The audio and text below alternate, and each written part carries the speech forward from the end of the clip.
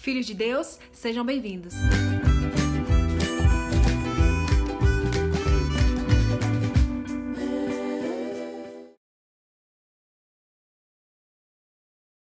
Existem decisões que, se tomássemos em nossas vidas, faria total diferença em nossa existência. Muitas dessas decisões já existem no coração de milhares de pessoas, mas só que no momento é apenas uma vontade. Apesar de não ser efetivamente uma decisão, pelo simples fato de ser um desejo, uma vontade, isso sempre permeia o nosso pensamento, sempre arde no nosso coração. Como toda decisão, ela nos implica algumas determinadas responsabilidades. A responsabilidade de saber sustentar aquilo que desejamos, as responsabilidades de enfrentar percas quando a gente finalmente decidir tomar aquela decisão. E tudo isso nos dá medo, e esse medo pode nos travar. Quando o assunto é buscar a presença de Deus, inúmeras coisas tentam travar a nossa caminhada. Eu já passei de 6 a 7 anos sendo travada. Recentemente eu fiz uma enquete no Instagram e vi que aquilo que também me travava, trava outras pessoas. Quão maravilhoso seria se no dia que você aceitasse o Senhor Jesus Cristo, todas as suas amizades também aceitassem. Mas isso não acontece, elas continuam no mesmo lugar. E aí você pensa, quando eu passar, será que elas vão rir de mim? Será que o que elas vão dizer acerca da minha vida? Será que eu vou perder todas elas? Será que elas não vão querer mais estar do meu lado porque eu não terei as mesmas conversas, as mesmas obras? Eu vou ficar sozinho? Sabe, querido, no início do ministério do Senhor Jesus Cristo, ele precisou seguir a sua obra missionária, precisou fazer a vontade de Deus. Quando isto aconteceu, a Bíblia diz que em certo momento, a sua mãe e os seus irmãos foram até ele e mandaram chamá-lo dizendo, ele está fora de si. E Jesus em nenhum momento decidiu abandonar a vontade de Deus, abandonar a decisão que ele tinha tomado sobre a sua vida de fazer o que era melhor para si mesmo. Mas ele continuou, mesmo momentaneamente estando só. Ao ponto que o próprio Filho de Deus na cruz disse assim, Eli, Eli, Eli, lama sabachthani. Deus meu, por que me desamparaste? Mas a verdade você conhece, Deus nunca desamparou a Jesus. Só que no meio daquela dor, no meio daquela decisão que ele tomou de fazer a vontade, ele não se permitiu enxergar o que ainda não era visível. Mas ao romper do terceiro dia, o Espírito Santo de Deus ressuscitou a Jesus Cristo de dentre os mortos. Ele recebeu o nome que está acima de todo nome e agora está sentado à direita de Deus e então percebeu que na verdade nunca esteve só. Então quando você decidir optar ao Senhor Jesus Cristo, optar pela vontade de Deus, optar pelo chamado que Deus te entregou, a resposta de Deus para você é, você não vai estar só. A segunda pedra que tenta nos impedir daquilo que desejamos, que é estar perto da presença de Deus, é quando o pensamento invade nosso coração e ele diz assim, você já errou demais, você já pecou demais, você atualmente é pecador demais e você não é digno de estar perto de Deus. Você não é digno de ser um seguidor, um discípulo do Senhor Jesus Cristo. Mas a verdade é que quando olhamos para as palavras de Jesus, a qual ele disse assim, os sãos, eles não precisam de médico e eu não vim chamar justos e sim pecadores ao arrependimento. Ele estava lembrando de mim quando disse isso. Ele estava lembrando de você quando disse isso. Se você mesmo se julgar pecador demais, saiba que Deus está te dizendo, eu sou um médico e eu preciso de pessoas doentes. E a terceira coisa é, o que vão dizer? O que vão dizer? O que vão dizer não paga o seu tratamento psiquiátrico.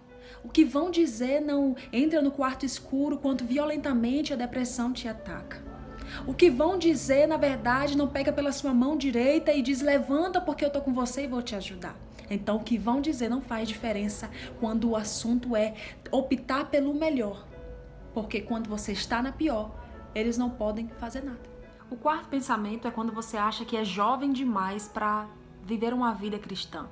Quando você acha que tem muito tempo na vida para aproveitar, para curtir. E na verdade você pensa isso como se você tivesse o controle de amanhã. Como se depois desse vídeo você tivesse a convicção que os minutos após você vai estar vivo. Mas na verdade você não sabe se você vai estar vivo daqui a amanhã. Então hoje você pode estar pensando, eu sou jovem demais para perder a minha vida na igreja. Mas na verdade o seu dia de morrer, quem sabe é amanhã. E aí, valeu a pena você ter esse pensamento? A única condição que não é permissiva para se aceitar a Deus é depois de morto, quando a pessoa morre. Porque a Bíblia diz que após a morte segue-se o juízo, enquanto a vida, há esperança. Então esse pensamento é necessário ser descartado da sua mente, do seu coração. Porque você não sabe se vai chegar à idade de estar idoso ou o que você tem para aproveitar. Porque você não sabe se vai estar vivo. Então o tempo é agora que você Respira, que você está vivo. Porque se você morrer amanhã, você não tem mais chance, não tem mais oportunidade. O próximo empecilho é algo que muitas pessoas pensam. Pessoas que não aceitaram o seu Jesus Cristo, pessoas que já aceitaram e hoje estão afastadas. Que é quando você olha para alguns exemplos cristãos e você diz assim: não quero isso para mim. Eu compreendo você totalmente, porque de fato alguns exemplos cristãos que nós temos no mundo hoje faz a gente ficar desencorajado de ser cristão, de seguir alguma religião que nos leve ao Senhor Jesus Cristo. Realmente é difícil. Mateus 23, 2. Na cadeira de Moisés se assentam escribas e fariseus, ou seja, religiosos, cristãos, pessoas que estão servindo a Deus nas igrejas. Versículo 3. Fazei e guardai, pois, tudo o que eles disserem, vírgula, porém, não imiteis as suas obras, porque dizem e não falam. Em relação a uma religião que é farsante, em relação a pessoas que são falsas e estão nos púlpitos, Jesus disse assim, continua indo na igreja, ouça o que eles estão dizendo.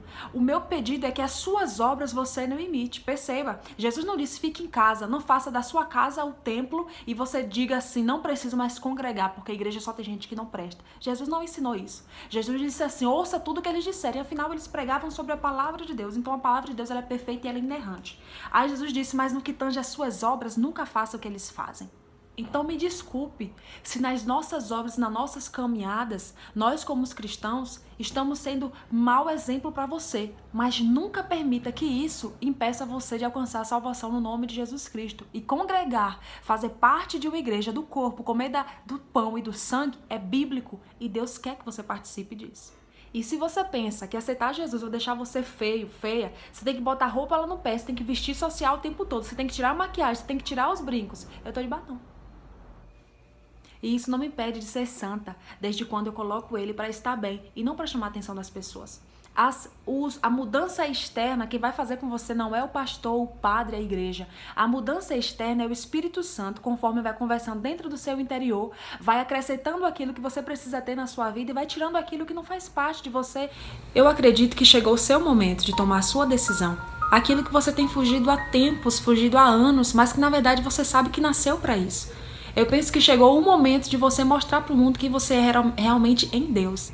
Hoje, por conta de ter tomado essa decisão, eu vivo minha real chamada na Terra e eu entendo qual é o meu propósito de ter nascido. E não me arrependo nem um dia de ter entregado a minha juventude, os meus caminhos, a minha casa, a minha família, o meu ser, a minha voz, a minha imagem, à obra de Deus e ao caminho do Senhor Jesus Cristo.